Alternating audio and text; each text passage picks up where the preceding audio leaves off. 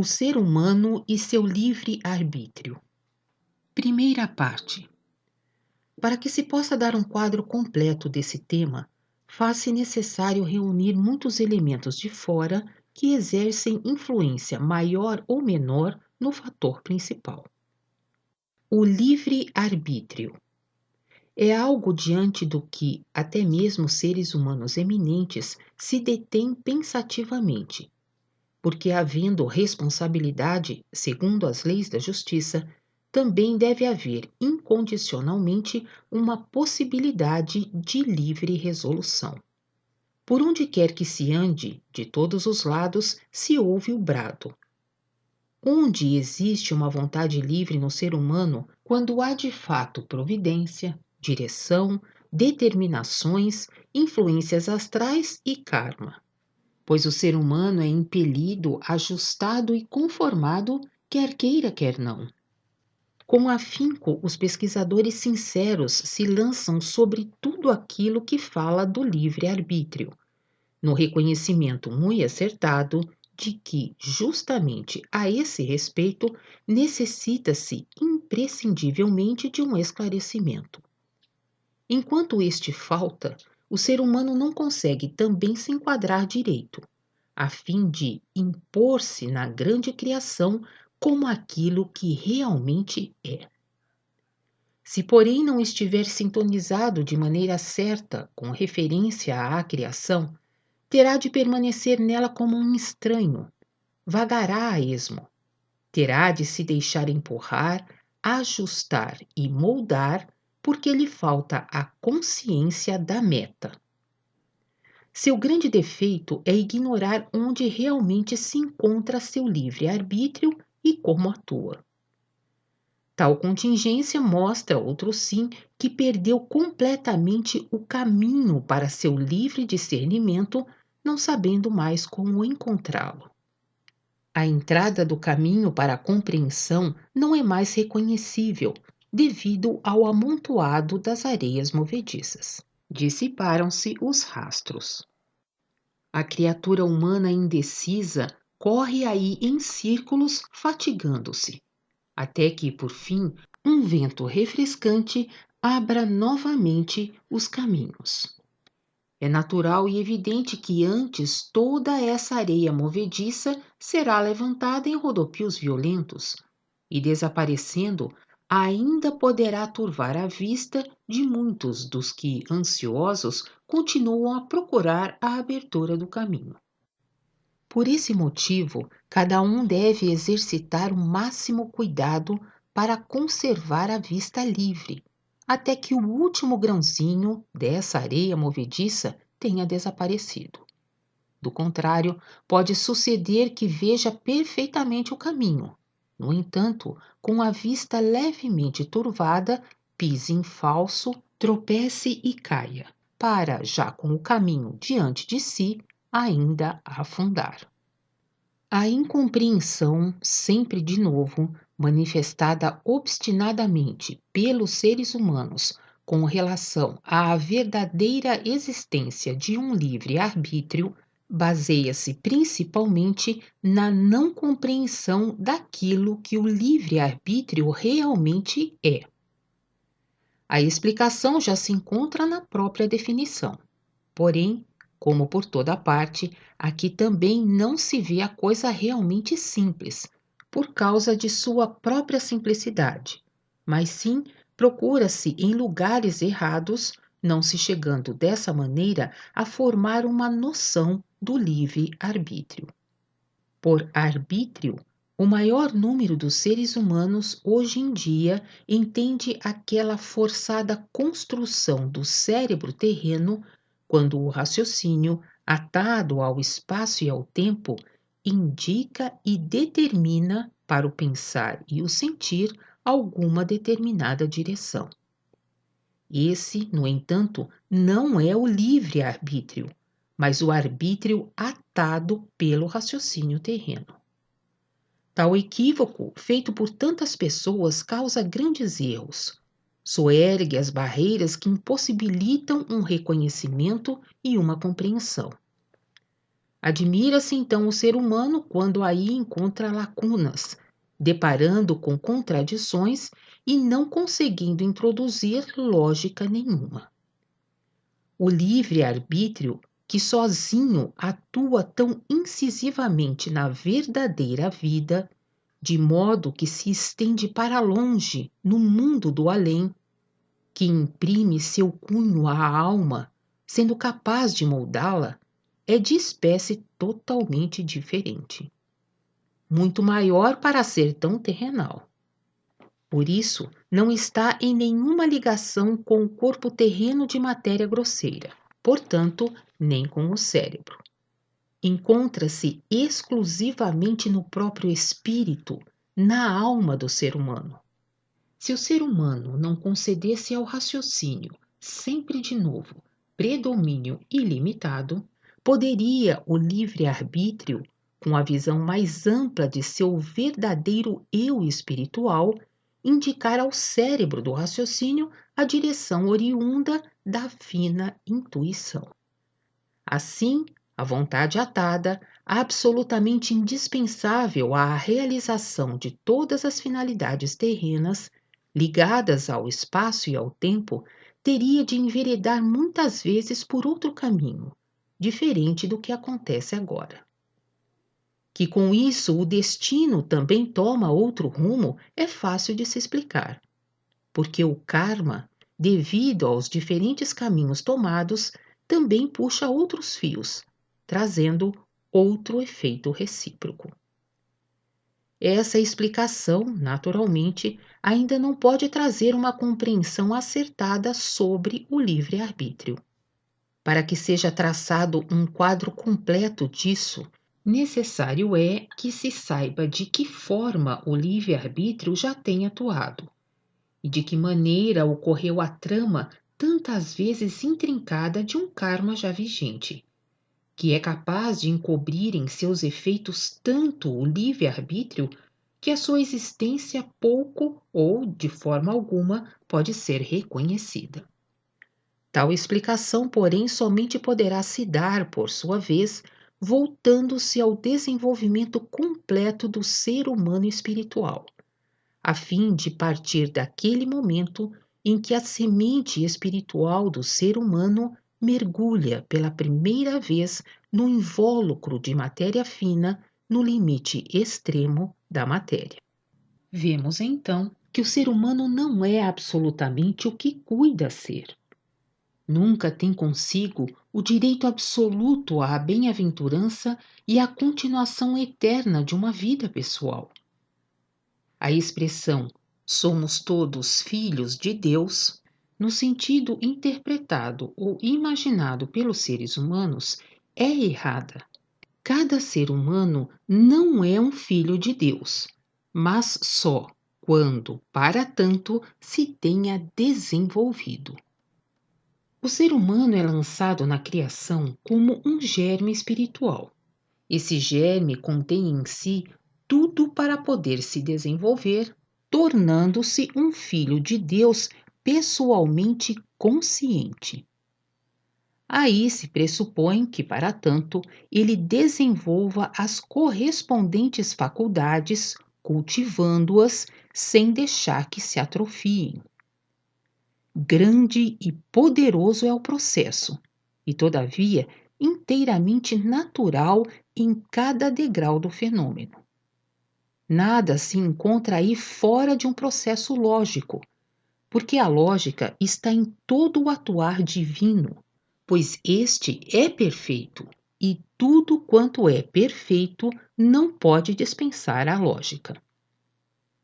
Cada um desses germes espirituais contém em si as mesmas faculdades, visto promanarem de um espírito, e cada uma dessas faculdades encerra uma promessa cujo cumprimento se realiza incondicionalmente tão logo a faculdade seja desenvolvida. Mas somente então. Essa é a perspectiva de cada germe na semeadura. No entanto, saiu um semeador para semear. Lá, onde o mais etéreo da matéria fina da criação atinge a idealidade. É o campo para a semeadura dos germes espirituais humanos. Fagulhas saem do enteal transpondo o limite e caem no solo virgem da parte mais etérea da matéria fina da criação, tal como nas descargas elétricas de um temporal. É como se a mão criadora do Espírito Santo disseminasse sementes na matéria. Enquanto a semeadura se desenvolve e vagarosamente amadurece para a safra, muitos grãos se perdem, não vingam, isto é, não desenvolveram suas faculdades mais elevadas. Antes apodreceram ou secaram, devendo perder-se na matéria. Aqueles, porém, que vingaram e saíram do solo serão examinados rigorosamente por ocasião da colheita.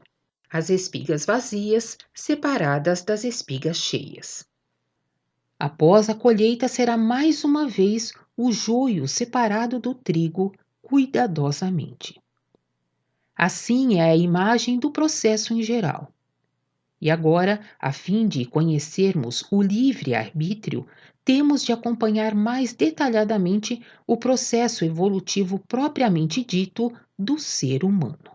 Quando fagulhas espirituais saltam para o campo da extremidade de matéria fina da criação material, instantaneamente se congrega em redor de cada uma dessas fagulhas um invólucro gasoso de idêntica espécie de matéria dessa mais delicada região da materialidade. Com isso, o germe espiritual do ser humano entrou na criação, a qual, como tudo o que é matéria, está sujeita a alterações e à decomposição. Ele ainda está livre de karma e espera as coisas que deverão vir. Até a essas mais extremas ramificações chegam então as vibrações das fortes vivências que se processam incessantemente no meio da criação em seu evoluir e desaparecer. Tudo isso é dado provisoriamente em panorama geral.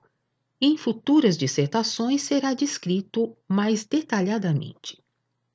Ainda que se trate dos mais delicados vislumbres que atravessam essa matéria fina como um sopro, são, pois, suficientes para despertar a vontade sensível no germe espiritual e chamar a atenção.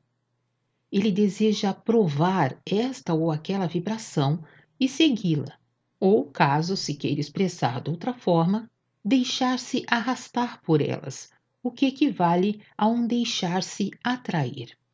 Nisso há a primeira decisão do germe espiritual multiplamente dotado e que doravante será, segundo a sua escolha, atraído para aqui ou acolá.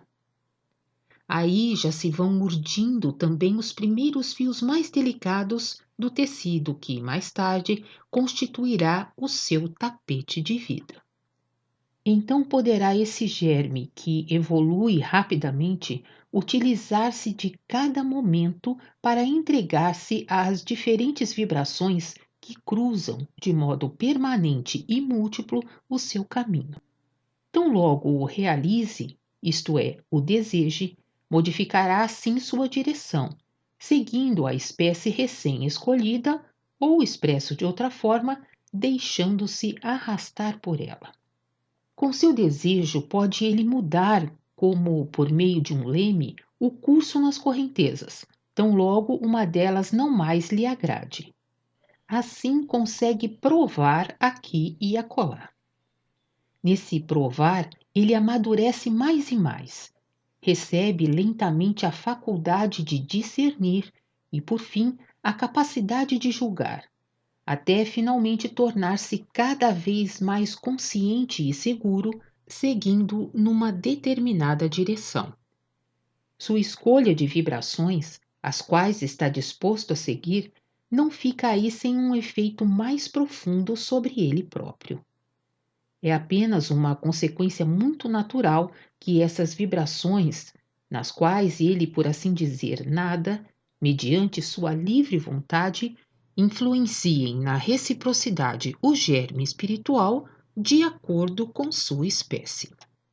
Mas o germe espiritual em si só possui qualidades nobres e puras.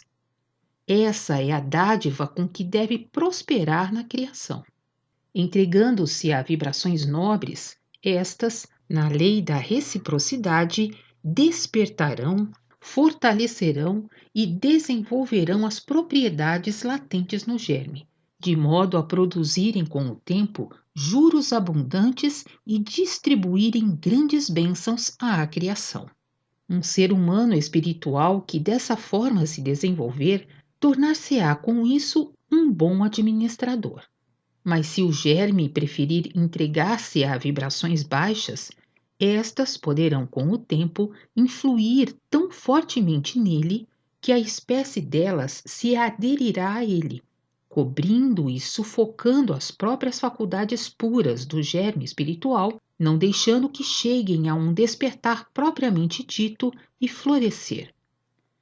Acabarão elas tendo de ser consideradas como de fato enterradas, pelo que o respectivo ser humano tornar-se-á um mau administrador da dádiva a ele confiada.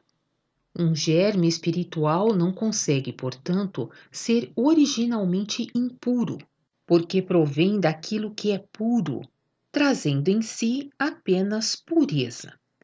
Pode, contudo, depois de seu mergulho na matéria, ficar com a sua camada envoltória material conspurcada por provar vibrações impuras de acordo com a própria vontade, isto é, por meio de tentações. Pode até com isso adquirir animicamente coisas impuras, externas, devido a fortes sufocações daquilo que é nobre, com o que ele então recebe características impuras, diferentes das capacidades trazidas e herdadas pelo espírito. Cada culpa e todo karma são apenas de ordem material, somente dentro do âmbito da criação material, não diferentemente.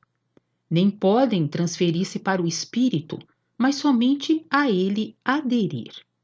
Razão porque é possível lavar-se de toda a culpa.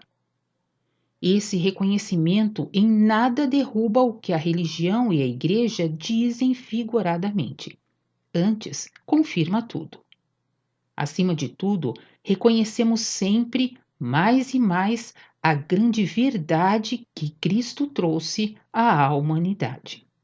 É também evidente que um germe espiritual que se sobrecarregou de coisas impuras na matéria não poderá mais voltar com essa carga para o espiritual, mas deverá permanecer na matéria até que se tenha libertado desse fardo, soltando-se dele.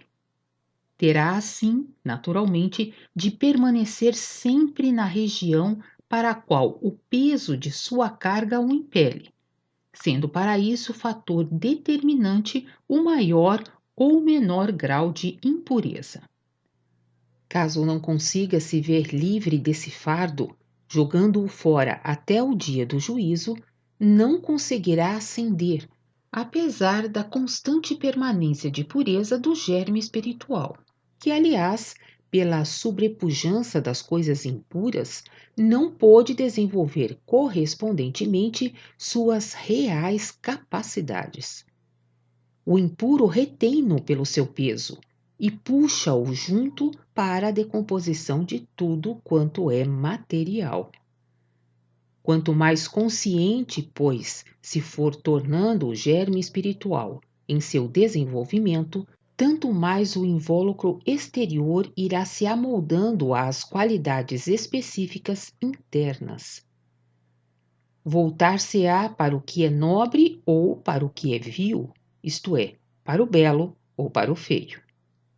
Cada desvio que tomar formará um nó nos fios que vai arrastando atrás de si, que em muitos caminhos errados, em muitas idas e vindas, podem vir a formar numerosas meadas como numa rede, na qual ele se emaranha pelo que ou nela submerge, porque o retém, ou da qual ele terá de se libertar violentamente. As vibrações pelas quais ele optou, provando ou gozando durante seu percurso, ficam ligadas a ele e arrastam-se atrás dele como fios, transmitindo-lhe dessa forma ininterruptamente sua própria espécie de vibrações. Se ele prosseguir por longo tempo na mesma direção, poderão os fios anteriores, que se encontram mais longe, bem como os que estão mais perto, atuar com intensidade não diminuída. Caso, porém, mude de rumo, as vibrações anteriores pouco a pouco irão se enfraquecendo em sua influência, por causa desse cruzamento, pois terão de passar primeiro por um nó que atua sobre elas de modo embaraçador, porque o enlaçamento em si já constitui uma ligação e fusão com a nova e diferente direção. E assim sucessivamente. Os fios vão se tornando mais espessos e mais fortes com o crescimento do germe espiritual, formando o karma, cujos efeitos, por fim, podem adquirir tanto poder que anexam ao espírito este ou aquele pendor, que finalmente é capaz de prejudicar suas livres decisões, dando-lhes uma já antes presumível direção. Com isso, o livre-arbítrio está então obscurecido, não pode mais atuar como tal. Desde o início, portanto, existe o livre-arbítrio, só que tanto arbítrio mais tarde está de tal forma sobrecarregado que é fortemente influenciado pela maneira já mencionada, não podendo mais ser, portanto, nenhum livre-arbítrio. O germe espiritual que dessa forma vai cada vez mais se desenvolvendo deve, pois, ir se aproximando cada vez mais da Terra, visto que dela partem as vibrações de modo mais forte, e ele, prosseguindo cada vez mais consciente, segue-as, ou melhor dito, deixa-se atrair por elas, a fim de poder provar cada vez mais intensamente as espécies escolhidas, segundo as suas inclinações. Ele quer passar do petiscar para o real provar, e daí para o desfrutar. As vibrações emanadas da Terra são por isso tão fortes, porque aqui sobrevém algo de novo que muito revigora: a força sexual corporal da matéria grosseira. Essa tem a finalidade e a capacidade de encandecer toda a intuição espiritual. O espírito somente assim obtém correta ligação com a criação material e pode, por isso, só então, nela tornar-se ativo com pleno vigor. Abrange então tudo quanto é necessário para se fazer valer plenamente na matéria, a fim de firmar-se nela em todos os sentidos, podendo atuar de maneira penetrante e dominadora, estando armado contra tudo e protegido de tudo. Daí as colossais ondas de energias que emanam do vivenciar que se processa através dos seres humanos na Terra. Alcançam, no entanto, sempre apenas tão longe quanto a criação material, contudo nela vibrando até as ramificações mais delicadas.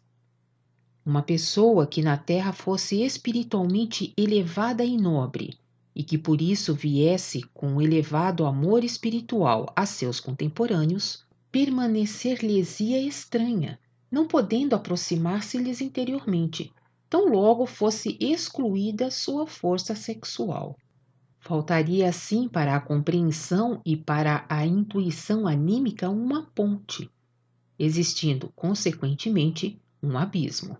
No momento, porém, em que tal amor espiritual entre em pura ligação com a força sexual, tornando-se encandecido por esta, o fluxo para toda a matéria recebe uma vida muito diferente, tornando-se nisso terrenalmente mais legítimo e consegue assim atuar nos seres humanos terrenos e em toda a matéria plenamente e de modo compreensível. Só então ele será assimilado por esta e em seguida intuído, podendo trazer aquela bênção à criação que o espírito do ser humano deve trazer. Há algo gigantesco nessa ligação.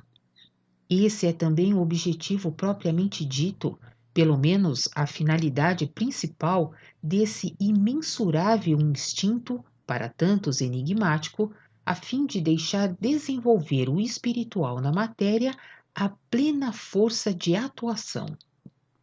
Sem isso, ele permaneceria demasiado estranho à matéria para poder manifestar-se direito. A finalidade procriadora só vem em segundo lugar. O fato principal é o impulso para cima que resulta dessa ligação no ser humano. Com isso, o espírito humano recebe sua força plena, seu calor e sua vitalidade. Fica, por assim dizer, completo com esse processo. Por isso também só aqui principia sua plena responsabilidade.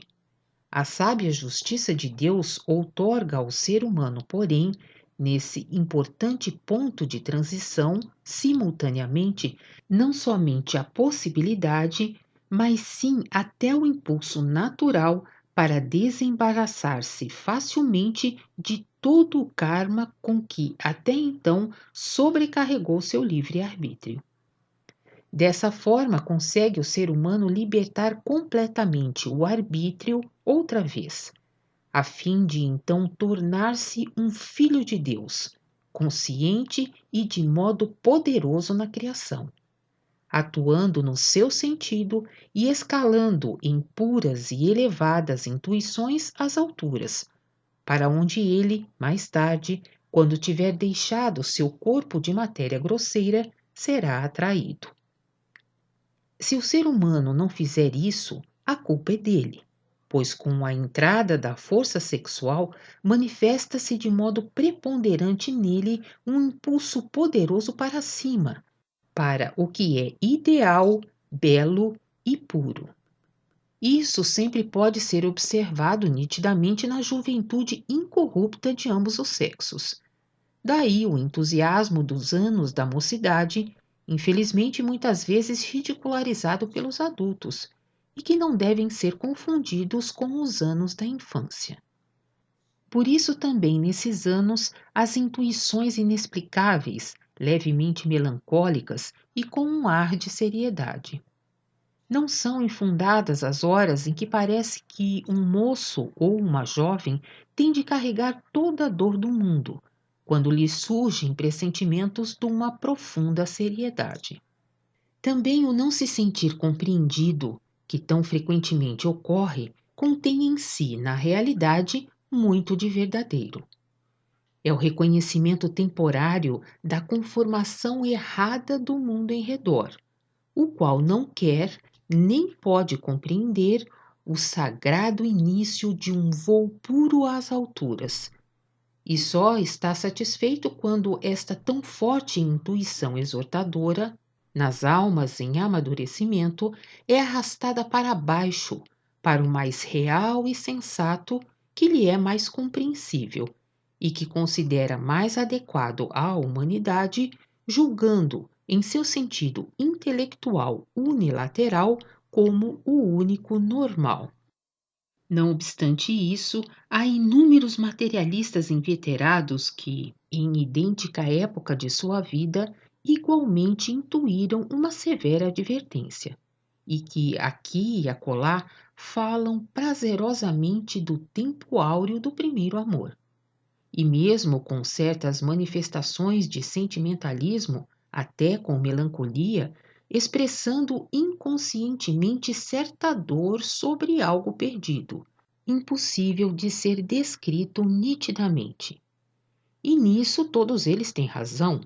O mais precioso lhes foi tomado, ou eles próprios o jogaram fora levianamente, quando no trabalho cotidiano ou sob o sarcasmo dos assim chamados amigos e amigas, ou por meio de maus livros e exemplos, enterraram timidamente a joia cujo brilho, não obstante, irrompe durante sua vida posterior, uma vez aqui e acolá novamente, deixando aí num instante bater mais alto o coração insatisfeito, num inexplicável tremor de enigmática tristeza e saudade.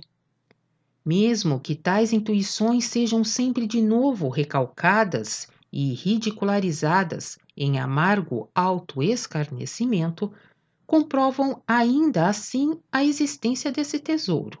E felizmente poucos são aqueles capazes de asseverar que jamais tiveram tais intuições. E esses apenas seriam dignos de lástima, pois nunca viveram. Mas mesmo tais corrompidos, ou digamos, dignos de lástima, sentem uma saudade quando lhes dá o ensejo de encontrar uma pessoa que utiliza com disposição correta essa força propulsora, e que, portanto, assim se tornou pura e já se encontra na terra interiormente elevada. O efeito de semelhante saudade em tais pessoas não passa, no mais das vezes, do reconhecimento involuntário da própria baixeza e negligência, que acabam se transformando depois em ódio, podendo chegar até mesmo a uma cólera cega. Não é raro acontecer que uma pessoa animicamente elevada, já de modo visível, atraia sobre si o ódio de massas inteiras, sem que ela própria realmente tivesse dado motivo reconhecível externamente para tanto. Tais massas, então, outra coisa não sabem senão bradar: crucificai-o, crucificai-o. Daí a grande fileira de mártires que a história da humanidade registra. A causa é a dor bárbara de verem em outros algo precioso que eles próprios já perderam. Uma dor que só reconhecem como ódio. Em pessoas com maior calor interior, que foram retidas ou arrastadas para a imundície apenas devido a maus exemplos, ao encontrarem uma pessoa interiormente elevada, a saudade daquilo que propriamente não foi conseguido muitas vezes transforma-se em ilimitado amor e veneração. Para onde quer que se dirija tal pessoa, há sempre apenas um pró ou um contra em torno dela. Indiferença não pode perseverar. A graça que irradia misteriosamente de uma jovem incorrupta ou do moço incorrupto, outra coisa não é senão o impulso puro da força sexual que desperta junto com a força espiritual, visando coisas mais elevadas e mais nobres, e intuindo conjuntamente pelo seu ambiente devido às fortes vibrações. Zelosamente, cuidou o Criador de que isso só sucedesse ao ser humano numa idade em que pudesse tornar-se plenamente consciente de sua vontade e de seus atos. Aí é chegado o tempo exato no qual ele pode e deve desembaraçar-se de tudo quanto pertence ao passado, como que brincando, devido à ligação com a força plena nele agora existente.